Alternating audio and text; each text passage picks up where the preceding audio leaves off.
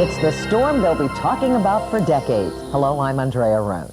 I'm Gordon Peterson. On January 6th, 1996, it started to snow, and snow, and snow, and snow. 24 inches in 2 days. It covered everything.